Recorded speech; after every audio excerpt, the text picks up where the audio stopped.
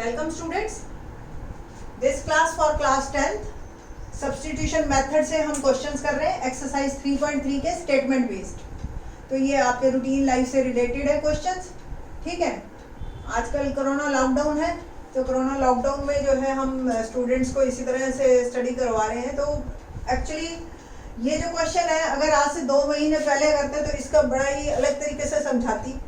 अब जो है अलग सिचुएशंस हो गई हैं। अब आई थिंक सो जितना भी टैक्सी के ऊपर जो बिजनेस है वो कम होएगा, लोग टैक्सी हायर करते हुए डरेंगे थोड़ा सा कोरोना की वजह से।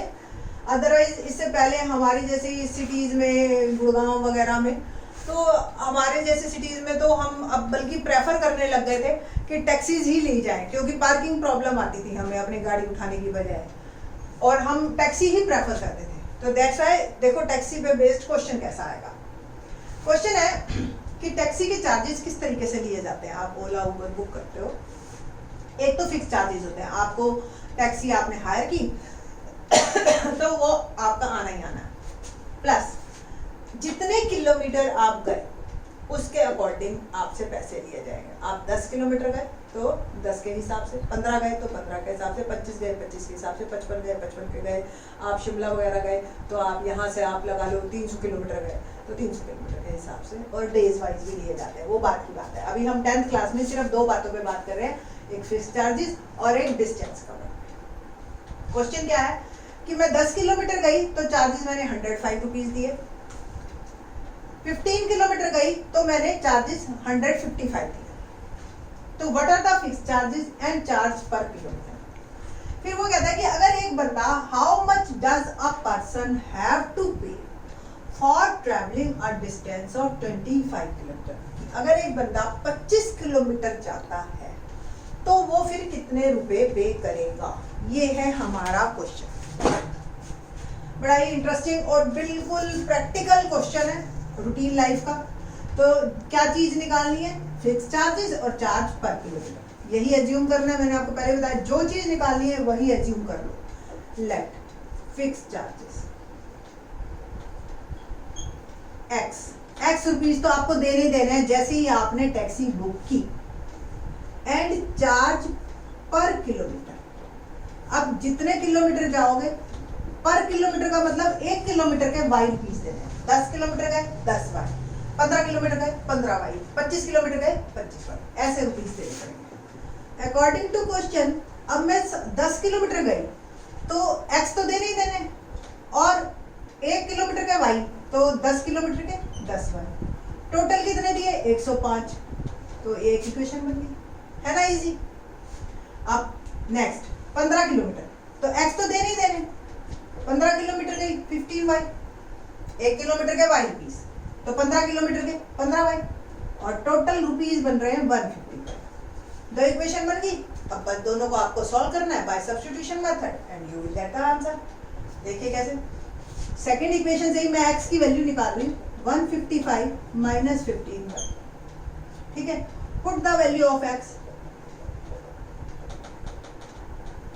In equation 1। फर्स्ट इक्वेशन में मैंने डाली तो 155 minus 15y plus 10y equal to 105।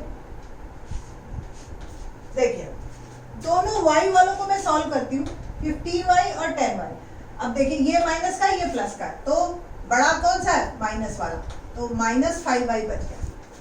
155 को मैं उधर भेज रही हूँ तो 105 के पास चला गया, तो उधर प्लस में था, इधर जाके माइनस। थोड़ा सा इसको सॉल्व करते तो 155 में से 105 गया तो 50, बट माइनस है। नाउ माइनस माइनस आपका कैंसल, y आ गया 55/5, और जो है आपके 10, y की वैल्यू आ गई 10। Put the value of y in equation 3।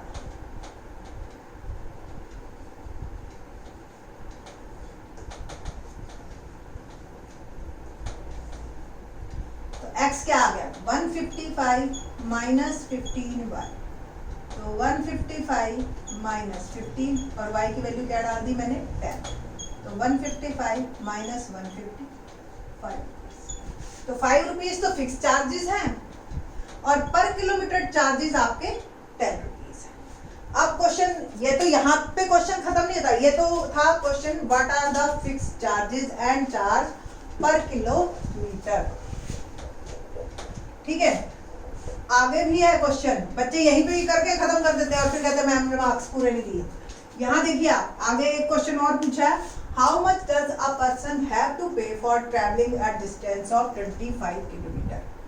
ठीक है, तो 25 किलोमीटर के लिए कितने, एक्स तो देने देने, और 1 किलोमीटर के अगर y रुपीज है तो 25 किलोमीटर के 25 y, कितने रुपीज और देने, x और y, put the value of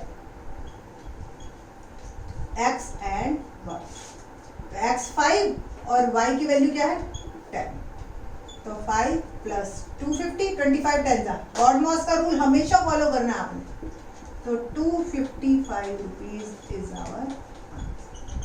तो अगर 25 किलोमीटर आप गए तो 255 रुपीज देने पड़ेंगे। एक्चुअल में ये बुक बनी है 2004-05 में, तो उसके अकॉर्डिंग तो उस वक्त यही रेट थे, बुक चेंज ही नहीं हुई हमारी काफ़ी टाइम से एनसीईआरटी, तो दैट्स वाई जो है ना अब ये प्रैक्टिकल नहीं लगता इस तरह के आंसर्स, उस टाइम पे ठीक थे, कोई दिक्कत नहीं थी। ठीक है, तो होप सो बुक्स बदले तो हमारे ये क्वेश्चंस भी बदल जाए। नाउ क्वेश्चन नंबर 6 करते हैं, एक्सरसाइज का ही हम क्वेश्चन करते हैं, थर्ड का 6th पार्ट। क्वेश्चन क्या है, 5 years hence the age of Jacob will be 3 times that of his son. 5 years ago Jacob's age was 7 times that of his son. What are their present? Jacob की भी और उसके बेटे।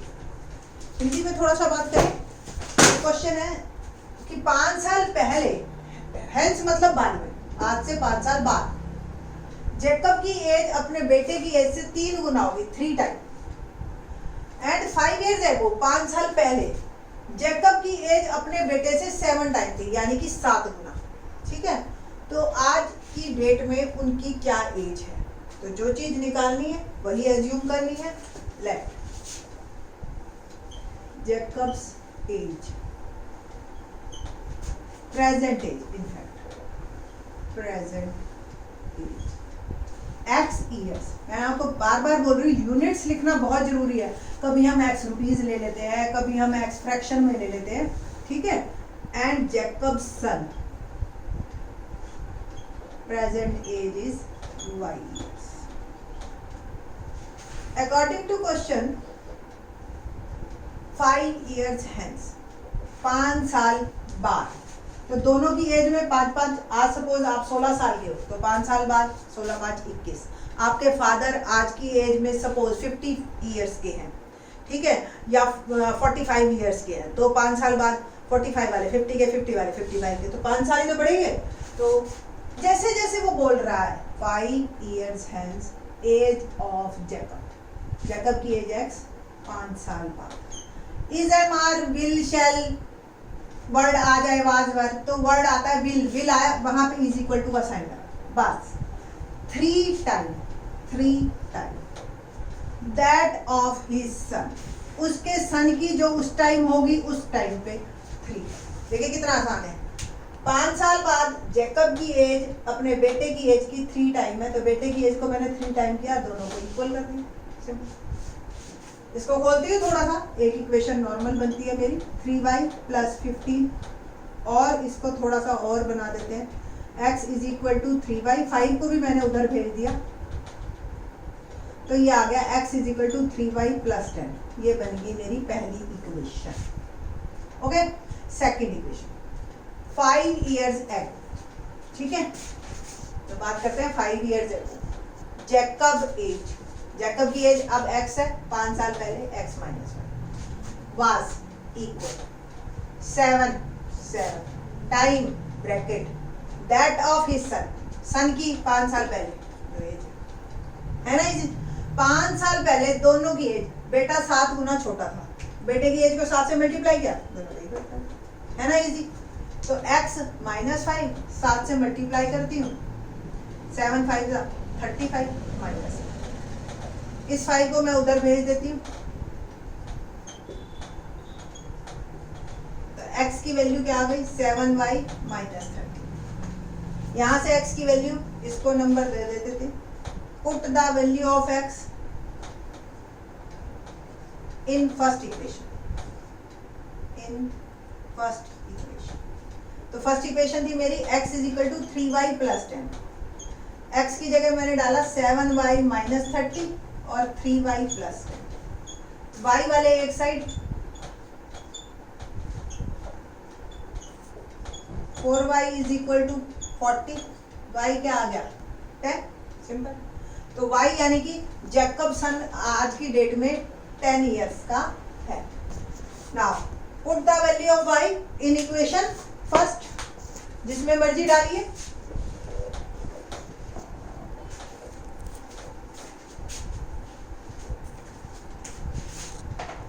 Put the value of y in equation 2 में डाल लो या first में डाल लो, whatever you want. First में डाली मैंने, x is equal to 3y plus 10, तो 3 10 प्लस 10 30 प्लस 10 40। अब ये क्वेश्चन को आप बड़े आराम से चेक कर सकते हैं। आज की डेट में जैकब 40 इयर्स का और उसका बेटा 10 ईयर का। 5 साल बाद जैकब कितने का होगा, 45 का, बेटा 15 का, है 3 टाइम। 5 साल पहले जैकब 35 का, बेटा 5 का, है 7 टाइम। है ना इजी। तो एज वाले क्वेश्चन, टैक्सी वाले क्वेश्चन, ये सारे लीनियर इक्वेशन जो बड़े आराम से सॉल्व हो सकते हैं। हमारे सिलेबस में 10 टाइप के दे रखे हैं क्वेश्चन, 10 टाइप्स, ठीक है। तो आगे के क्वेश्चन स्टेटमेंट रिलेटेड। सबसे बड़ी बात, ये वो मैथ है बेटा जी आपका जो आप लोग रूटीन लाइफ में इस्तेमाल करेंगे अगर आप में थोड़ी सी समझ होगी। मतलब कहने के मैथ इस्तेमाल करना भी समझ से आता है। मैथ पढ़ना एक अपनी समझ है और उसको इस्तेमाल करना एक दूसरी समझ है, ठीक है। तो बाकी का दूसरी वीडियोस में। थैंक्स।